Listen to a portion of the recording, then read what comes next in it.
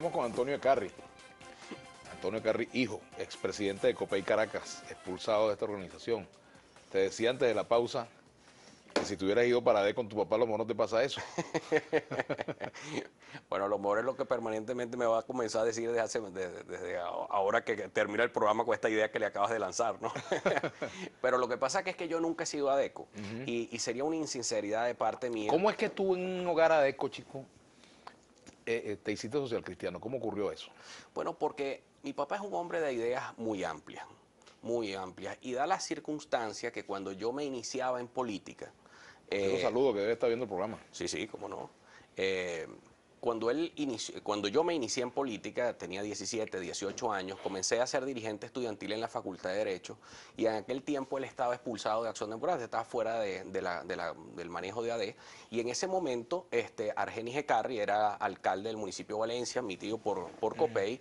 Entré en la Facultad de Derecho, uno de mis mejores amigos de toda la vida fue Francisco Bello, que me fueron llevando poco a poco entre todos a ser parte de la democracia cristiana universitaria, y de ahí me enamoré porque pasé por todos los procesos de formación social cristiana y de leer a los grandes pensadores, a Emmanuel Munier, a Jacques Maritain, a estudiarme las encíclicas papales, y creo que hoy más que nunca la pertinencia de la democracia cristiana en Venezuela es fundamental. ¿En qué se parece Copey o la doctrina, más que Copey, la doctrina social cristiana, a este Papa que ha revolucionado la Iglesia, al Papa Francisco? Muchísimo. Yo creo que además el Papa ha dado importantes muestras de lo que es la eficiencia ¿Se real parece de la más a Francisco que lo que fue Juan Pablo II, Pablo VI? No, yo creo que las encíclicas papales han venido marcando un rumbo, y con Francisco se actualizan mucho más a los tiempos que hoy estamos viviendo, al encuentro de las clases sociales. No necesitamos un conflicto de clases para poder surgir.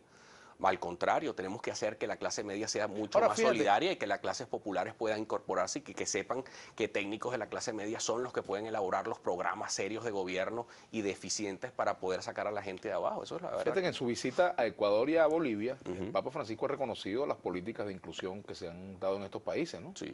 Y también ha dicho que no pueden haber políticas de exclusión, y que la exclusión no solamente es la exclusión en el accionar de lo social, que la inclusión es para incluir también a los más excluidos, sino también a las exclusiones políticas, la ha castigado también el Papa Francisco. Esa es la médula del pensamiento demócrata cristiano, es el centro, es decir, tiene que haber justicia social, tiene que haber equidad, Algo pero así tiene que como, haber libertad. algo así como incluir a los que excluyeron a otros. Exactamente, tienes que incluir Eso es a parte de como todos. del perdón, ¿no? Algo muy cristiano, ¿no? Es algo muy cristiano, es algo muy cristiano.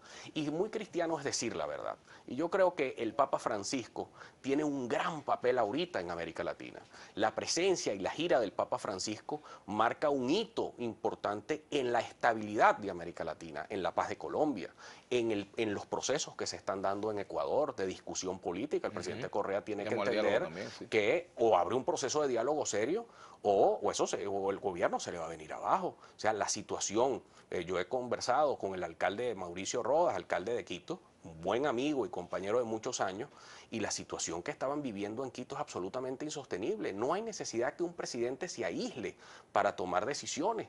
Eso también es formas de exclusión política. Además, tú no puedes excluir del manejo del Estado o por tener miedo a que la gente te discuta, entonces tengas que sacar a una clase media preparada, técnica, profesional, como pasó aquí durante estos 16 años, que sacaron a una gran camada de profesionales de primera que estaban en la administración pública. Eso hizo que la administración pública fuese más ineficiente. Entonces, Antonio, ese momento de la exclusión hay que trabajarlo con mucha fuerza.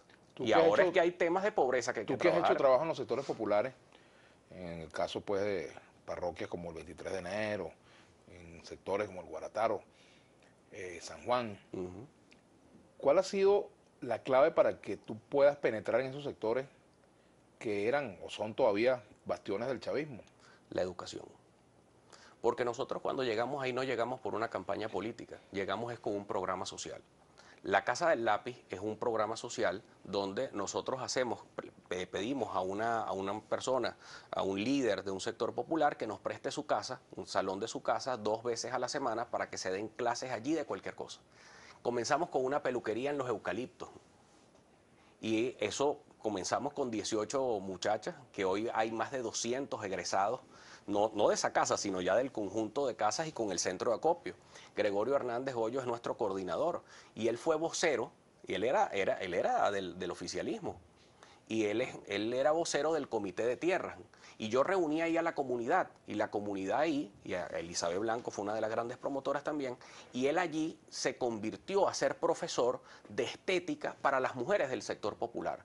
Las historias y los testimonios son bellísimos, de mujeres que llegaban ahí deprimidas, ahí se les daban autoestima, se les da una cantidad de valores, etcétera, y luego han terminado hasta teniendo sus peluquerías propias en Propatria. Era hermosísimo ver una casa que antes estaba totalmente deprimida, ahora es una casa arreglada y un aviso afuera que se dice se seca el pelo, se hacen uñas, porque se le da el oficio a la gente. Este es el pensamiento de Uslar, ese es el pensamiento de Simón Rodríguez, es la educación con sentido práctico, con sentido del trabajo, con el sentir de la ayuda. Y te puedo decir, yo he desarrollado amistades con jefes de algunos coordinadores de colectivos el 23 de enero por una razón. Terminaron diciendo, mira, yo quisiera un programa también de estos aquí. Y para eso no hay que hacer ningún alboroto, ni llegar con unas banderas, ni nada de eso. No, no, no. Si nos llegábamos allí, yo recuerdo una fiesta del Día del Niño que organizamos y de repente veo que vienen una serie de motos con unas banderas y creíamos que eran de los colectivos. Sí, eran los colectivos. Pero eran muchachos de colectivos también con sus hijos que querían participar en una fiesta del Día del Niño que se los hice en los Frailes de Catia, y ahí habían carritos de perros, etcétera. ¿Tú has conocido los colectivos? Los libros. Sí, he conversado con muchos de ellos. Acá. ¿Qué hay de verdad y qué hay de mentira con respecto a lo que en la oposición dicen de los colectivos? Hay dos grupos. Hay dos cosas. Hay el tema de los colectivos sociales del 23 de enero, hay gente que tiene su agenda social. Por ejemplo, la coordinadora Simón Bolívar. Hay la coordinadora Simón Bolívar. Yo te puedo decir que el trabajo de Juan Contreras ha sido de verdad muy bueno allí.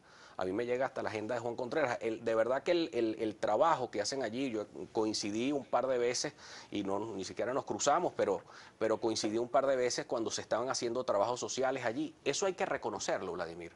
Ahora, por supuesto, uno tiene que rechazar cualquier tipo de forma de combate armado, porque esas sí son desviaciones. Pero ahí ha habido un círculo vicioso, y yo no quiero justificar nada, pero lo que quiero decir es que para que haya un proceso real de pacificación, yo le propuse, en estos días fui a la oficina del Defensor del Pueblo hace 2 semanas, a pedirle un plan de pacificación para Caracas y que iniciara él, que presidiera él una gran mesa de pacificación de la ciudad, no con estas zonas de paz que no sirven absolutamente para nada, sino un plan de pacificación real. ¿Cuál es ese plan de pacificación? Bueno, primero hay que convencer a la gente de que se desarme, pero para convencer ¿Cómo los convence? Bueno, eso tiene que ser con una política, de construcción de nuevas escuelas, de iniciar realmente un proceso de saneamiento, porque tú no vas a decirle a aquel que se desarme cuando el que está del otro lado también está armado. Entonces, si aquel se desarma, los terminas matando. Y la cosa termina siendo en una zona de paz que ha sido el gran fracaso, como el caso de la Cota 905, donde ahí la gente se ha recontraarmado. Entonces, al final, la policía cuando fue a entrar le cayeron armada. Es lo que hay. Hay una paz armada y lo que hay es un control de grupos violentos en esa zona, de grupos y de bandas delictivas que también se hacen pasar por colectivos. Entonces, eso es un nudo gordiano, una reflexión difícil, al respecto, Antonio, complicado. fíjate, ese tema de la delincuencia es tan delicado que ha tomado ya mucho terreno. Bueno, tú ves que hay bandas que en el estado Guárico controlan zonas completas del país. En el como estado Aragua, por las ejemplo, zonas de despeje de aquel de San Vicente del Caguán. Bueno, pero es distinto porque en este caso sí, pero esto no tiene carácter político, es otra cosa. Pero a lo que voy es que fíjate que no ha sido posible el consenso o el diálogo entre gobierno y oposición frente a ese tema. Y mientras tanto, mientras no hay un consenso, pues el AMPA sigue ganando terreno.